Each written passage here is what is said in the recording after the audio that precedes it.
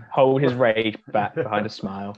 Right, guys, welcome back to another In the Rough podcast. Really good podcast this week. Got lots coming up around the Bryson debate, Sehab's favourite topic, and different Rory interviews, Mickelson's falling down the table, and lots of other things around kind of new regulations and predictions.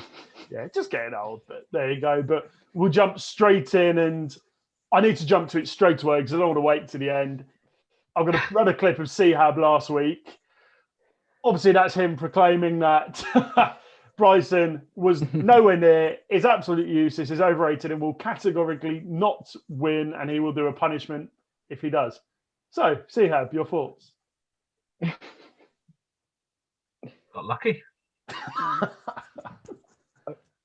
He got lucky. Wow. What number podcast are we on? 8. Wait, what podcast are we on? Is this like 7? 8. 6 or 7? 8. It took us like 2 weeks since you said that for him to win a tournament, and it's luck. I just don't rate. I think yeah. The course is yes, the course is good for someone who hits long, so he played into his advantage in that sense. I still think it was a hard course, and there was lots and lots of good golf. I don't think he necessarily played the best golf across. Well, he did because he won, but I don't think he was the best player out there. How? He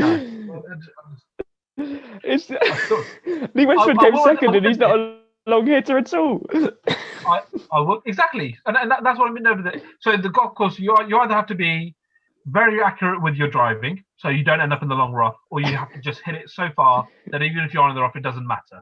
And Bryson hit it so far that when he was a golf player. It doesn't matter.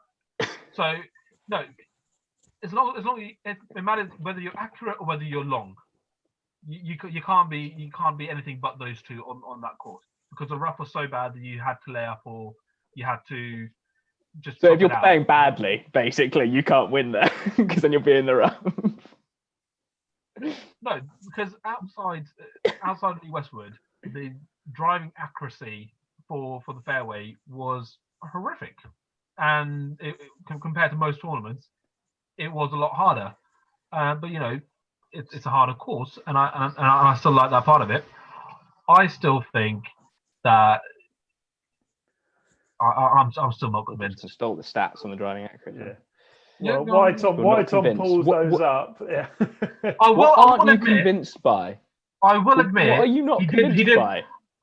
I did have one moment of joy in seeing him try to go for the green on the signature. But he did bail right quite significantly. I don't think he tried to go for the green. He played safe. But then his safe was still I would have wanted him to go over. for the green. Like if he had gone for the green and had an albatross putt attempt, I may have been convinced that I think he would have gone for the green if he wasn't in contention for the title. Yeah. Rory should have gone for the green on the last day. He built up the entire week. No, but he built up. He put 2 in the water anyway, didn't he? No, he built up. Oh, if there's a tailwind. Oh, I'm going to go for it. If there's a tailwind, I'm just going to go for it. And he didn't. It's showmanship, Sehab. Yeah. But no, you put down your word, and then you don't follow through. Yeah, because he could have gone for it, and he just didn't hit it as well. You don't know. Yep. But what are you not convinced by? I just don't understand. Is it because he said he was going to drive the green and he didn't?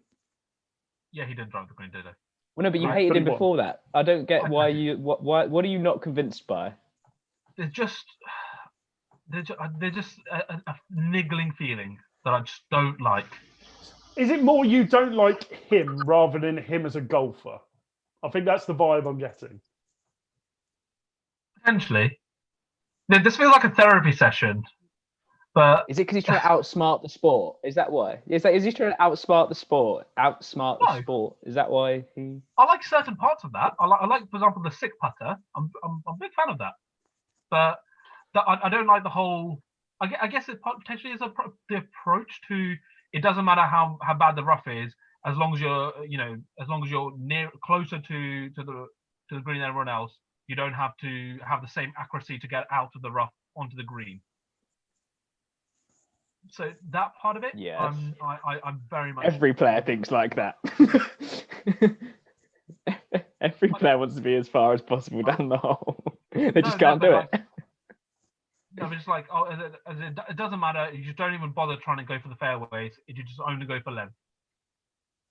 I'm sure he's still trying to get it on the fairway. He just isn't as conscious that if he misses he by a doesn't little care bit, whether it's he not gets that on the bad. fairway or not. Would it be? He's got a better margin for error. I've seen him hit onto the other tee and hit from there because he only cared about. He has more margin for error. Yeah, but he has more margin for error then, doesn't he? Right. Anyhow, let's move on to the background. If he wins the Players, what's the punishment?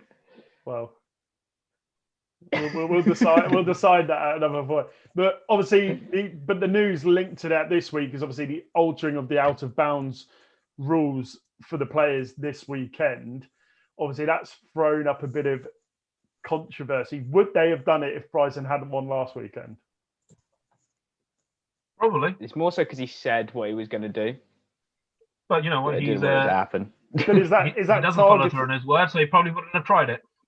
But is that targeting somebody for being good? It's like someone. No. It's like in football, if a team likes to play long, then shortening the pitch. No, it's making him play. I can get it from, to be fair, this one, because he was saying he was coming to play going on another hole. That is sort of a safety thing if he's launching a golf ball and then, especially with fans back. There's no fans. No, but there are. There's 10,000 a day now, isn't there? There's 10,000 fans. And there's other players. So if they know he's going there, they'll just have to keep an eye out, won't they? You can't disturb the whole thing just because one guy thinks he's better than the sport. I don't think he's better than the sport. Yeah, he's just changing how he plays. But clearly, surely that means he doesn't respect his other competitors if he thinks he has the right to go onto other holes during play. No, he's just thinking of other ways to play the hole for an advantage. No, you play the hole by playing the hole. You don't play the hole by hitting onto the other fairway. You try it enough. Not intentionally. I mean, we've done it, but we've not done it out of our own choice. I've seen Seb play down the other fairway and back across, but it wasn't of his volition. Well, it was on the second one after he'd put it on the other fairway. So, out of the box thinking, Sehab. Yeah, and if it worked, then everyone would start doing it, guaranteed. And at that point, what's the point in having a hole and having a shape to the hole? Because surely you can just go out of bounds and you can just play wherever as long as you get to the hole the quickest. Well, no, that's the point of setting it out of bounds. So what's wrong with them changing it out of bounds? I don't see any issue with that. Because they changed it out of bounds for the first time of their history, for basically because one player said I would potentially hit it here. Yeah. That's what I agree with the principle of it. I just don't like how they're doing it for one hole because of what one player has threatened to do. It seems a bit petty. Well, but this one player, gets the media buzz and gets all that, that attention, and he wants that attention. He's like a little baby that wants all the attention, and that's why he comes out and says these ridiculous things and then doesn't follow through. So he can't follow through with it now, though. He hasn't got a chance. Exactly, and it's good. Well, no, but they're curtailing the sport to a certain extent if you do change everything for one player. It's like baseball changed it for like Barry Bonds or whoever when he was just hitting every single person for a home run. They're basically preventing the sport from evolving in certain ways. But by the end of Barry Bonds' career, they figured out it was safer to let him walk than to actually let him have a swing at you. So yeah, no, but they still change rules. No, they don't change the rules. Have done for sportsmen throughout history. So. Well, anyway, we'll see what happens this weekend. But I think regardless, Sam is not going to like him. I think that's clear enough. That's not a given. But some of the other news, it's got a lot of attention as well over the last couple of days, was Rory obviously had quite a big interview, obviously stating that he is confident his best days are ahead of him, obviously after his recent slump. He's still been consistently up there, just hasn't secured a title in a couple of years. Do you think that's the case, or? Yeah, I can envision it. He's before the lockdown, he was finishing in top tens like it was no one's business. He's starting to find form back. I think he'll have more. He's got much more experience of being on the tour. He's got the knowledge. He knows how to work his way around.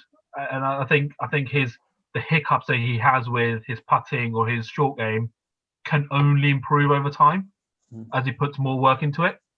He's well, he's part of the best he has in his career the last 2 weeks. So. Yeah, I think he's just got a lot. Well, the only problem is he's got a lot more distractions than he's ever had before. When he came through and won 4 majors, he was 23, didn't have any commitments. Now he's got all the commitments to all his sponsors, his family. Yeah, child. Got a young daughter now, all that sort of stuff. He's not practicing 10 days, just hitting balls every day because he probably doesn't want to. I think it's the level of competition is significantly higher realistically now than it was when he came onto the scene as well. Yeah, no, I'd agree with that, but also I do think golf is a game that you learn over time. So you can how's Jim Furyk still around? It's because he knows how to play the goddamn courses. It's because he knows. That's always been Rory's issue, though. He'll always have one round, but he goes for it. So I'd hope that part of him improves. He's shown some improvement with his putting. I'd hope he puts the same amount of work into the short game, into the scoring irons, because I don't think pound for pound there's a better driver than him. I don't think pound for pound there's a more powerful player than Rory in the game. So I think he just needs to focus a bit more on the scoring irons and the putting, and that's always been the thing in his career is the approach game. He's always in so many fairways, so far down, and that's why there's such a focus on it because he hits so many of them. If he hits some bad ones, it sticks out a bit. But yeah, I know. I think he's obviously trying to change some stuff. I think in his game, it just hasn't clicked yet, just from what he was saying in the interview. I also feel like he's going through more of a mental challenge than he's had previously. I think it's similar to what Jordan Spieth had in the last couple of years, where he's been really low. Obviously, Rory's not gone as low as Jordan in his own estimation in that way, but it felt like from watching Rory that he's accepted that he's going through this phase, and hopefully that means he'll bounce back a bit quicker as well. If he sorts out his approach game, no one's going to beat him at any tournament. Possibly, yeah. I don't think, because he'll be in 8 out of 14 fairways, 20 yards ahead of everyone else other than Bryson, with a wedge in his hand, and then if he gets good at them, each one will be within 20 feet. He's going to birdie every par 5. Well, talking to people. Yeah, go on. I was going to say his conversion on par 5 has been really low the last couple of weeks, from what I've noticed. He hasn't had that many eagles. Not even eagles, but even birdie conversions on par 5s. It's been low for his standards, which has been a worrying tell in many ways. Maybe I'm watching too much broadcasts on Rory. No, but it's the short bit at the end. Short game, isn't it? If you don't hit the green, you've got to get up and down for birdie. So yeah, always. But anyway, he'll be fine. Yeah, he'll be fine. But talking of, downfalls is the wrong word. But after 28 years and 1,425 consecutive weeks in the top 100, Phil, the leather wallet, Mickelson has finally dropped out the top 100. Everyone's asking why. Leather wallet. He's old, isn't he? Leather wallet, whatever you want to call it. He's getting there, isn't he? Yeah. That is why, though. He's too old. He's old. There was big uproar about it. They're like, how has he dropped off? He's been doing it for 30 years. Give the guy a break. Jordan Spieth was a month old when he first got into the top 100. Well, it was 8 of the top 20 at the moment. That's how old the man is. 8 of the top 20 weren't born when he joined. Yeah. Colin definitely wasn't, my boy. Matt Wolf. Hovland. Yeah. But yeah, to be honest, I think what is, like I said with Tiger earlier, we need to appreciate some of the greats of the game whilst they're still playing, and Phil is definitely one of them. Obviously you look at his short game or his errant or his recovery from errant shots, is unmatched probably in the history of golf. You can only have such an amazing short game if you're terrible in everything else. I wouldn't say he's terrible. I just say he has more of a tendency to be in those positions than anyone else. He must have the worst fairway in regulations on the tour in the top 100 for the last 20 years, but he's still stuck in there. Which is quite amazing. The fact that he competes. Yeah. The fact that he competed regularly. Well, the other names on there as well: John Rahm, Morikawa, Xander Schauffele, DeChambeau, Hovland, Wolf, Im, and Fitzpatrick all weren't born when he joined the top 100. Rahm's been number one. Has DeChambeau been a number one yet? No. I thought you would know that, sir. I think you hate him so much, but you know all his stats. but yeah, I don't think there's much to be said of that. I think it's all just a bit hot air on that side, isn't it? So it was going to happen eventually. It's got to happen at some point, isn't it? Yeah, I mean, exactly. I'm not going to lie. I've seen Mickelson appear in more Workday and KPMG ads than I have on the tour this year. So. Well, hopefully it goes more into the commentary and punditry side because he is very, very good at that and very funny. So that'd be nice to see him do more of that as well. So. He needs to be one of the people that walk the course with the players and do the things. Yeah. I've seen that lie, John, and it's terrible. He needs to be that sort of guy, just talking behind them with when she tries a 60-foot flop shot from. Just like, yeah, he's in the concession area, but you know what? I've hit the shot before, so yeah, no problem. Yeah, exactly. Well, I guess obviously linking into what we said earlier, obviously the other news about them letting 10,000 in this weekend for the players, but then also they've cancelled the Canadian Open as well. Yeah. Coronavirus strikes again. Although they are apparently going to replace it with another tournament. Oh, really? In the USA. So yeah. I don't know why they can't do it. They test these players about 4 times a day by the sounds of things. I think it's just ease, isn't it? It's easier to cancel going to a different country, deal with all the issues. So, but anyway, we'll move. Yeah, we'll move swiftly on to the results from last week because I can't wait to give Seahab more stick. So I went for. Sorry, who won this week? Sorry. Some guy wasn't not very. A milkshake, a protein milkshake. A walking milkshake. Mr. Milk, yeah. So obviously, Mr. Milkshake took the title despite not being the best player on the weekend, and using a 4-year-old driver, guys. Yes, we'll get on to that. We'll get to that part. That part I will give him props to. It says man of Joan Hart. He's a frugal man using his 4-year-old driver. A frugal man. Yeah. Maybe we're too similar. Yeah. Maybe we're too similar. Maybe that's why I dislike him. Yeah, you clash. Your personalities clash because you're so alike. Yeah, that's it. You know. Yeah. Claiming you're always going to hit the green and not do it. I can see the similarities, Seaham. So, but Tom went first. Went with Rory, who got top 10, so a few points there. Seahab went with Hovland, who started very well and curtailed quite dramatically towards the end after a couple of bunker and shambolic approaching incidents, but. It happens. I went for Fitzpatrick, who top 10 as well, so a few points there. And obviously, Bryson, like we said, with that 4-year-old driver, taking the W. Very impressive, really. I think it just also goes to show. 4-year-old driver and a short driver as well, I think. It was on the older Cobra ones, that you don't need the top of the range driver. The pros don't need it. So I think it's quite a good advert from that perspective. That you can, with a bit of older kit, you can still perform at the top level. I don't know what Cobra's he always tried thoughts to do it, so it didn't hit it too far though, as well. So potentially using an old driver for that and shorter shaft, but it's Cobra are going to hate him.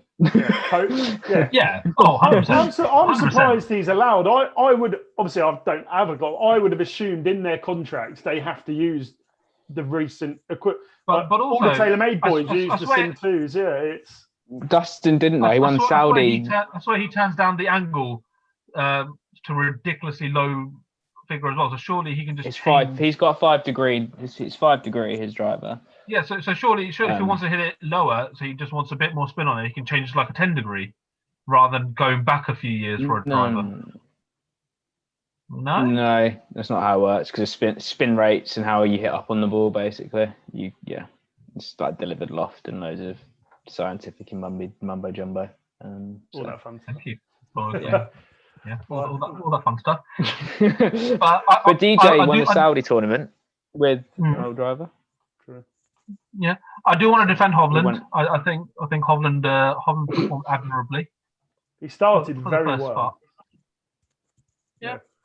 First couple of days, he was very, very good, and bar one or two really bad holes, he would have been up there. It just comes with experience, doesn't it? So it's around there. As soon as you put one in the water, two in the water, you kind of throw yourself out. Although I think most people were in contention by those things on the last day, because I mean, Rory put a couple in the drink, didn't he? On that.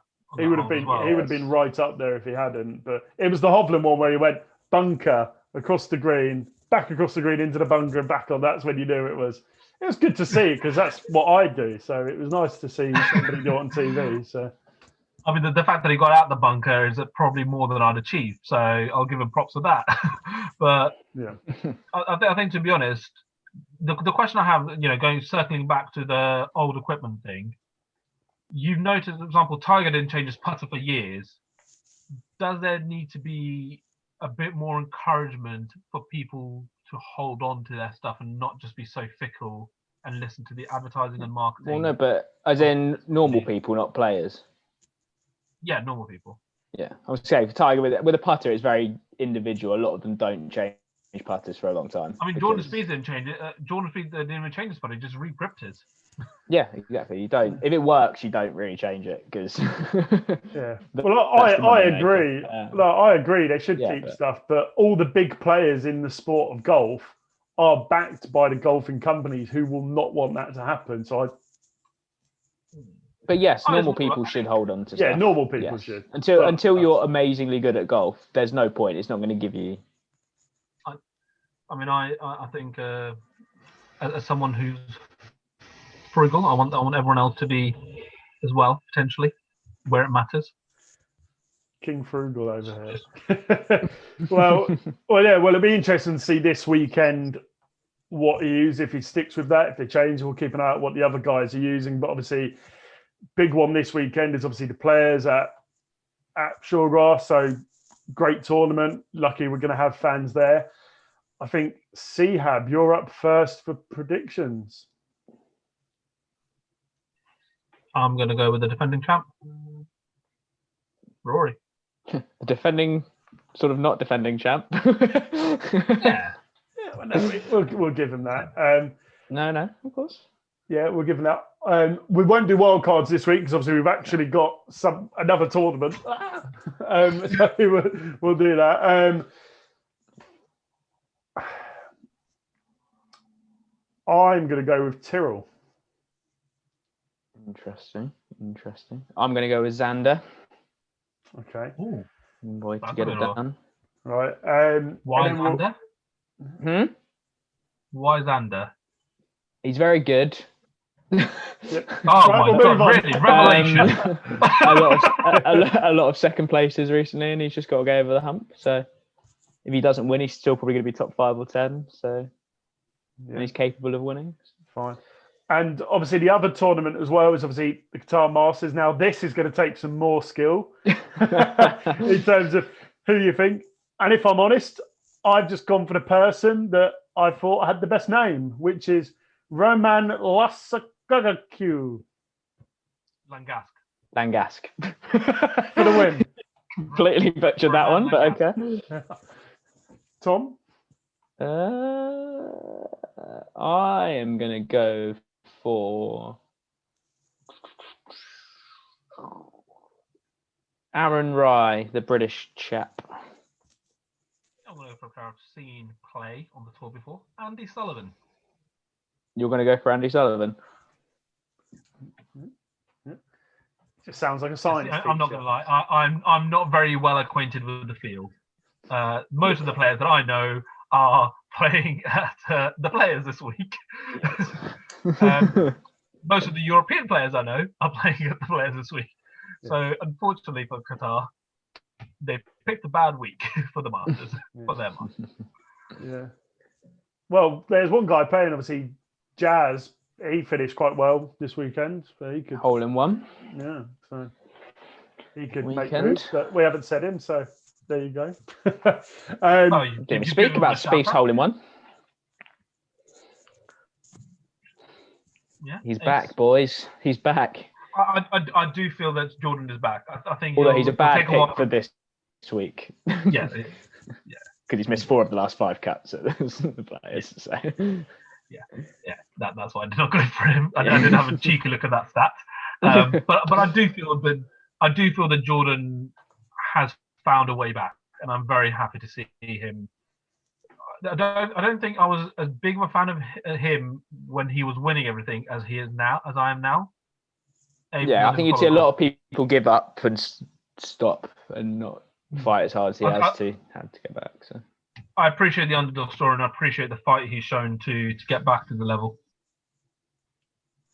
If only Ricky can do it too. He needs to grow a mullet. That's what he needs to do if he wants to go. He needs to grow a mullet and start wearing crazy stuff again. Yeah, 4 orange jumpsuit, mullet, and tash, and it'll be good to go. Then they'll have my backing. So right, we'll round it off there. But obviously, other news. Obviously, next.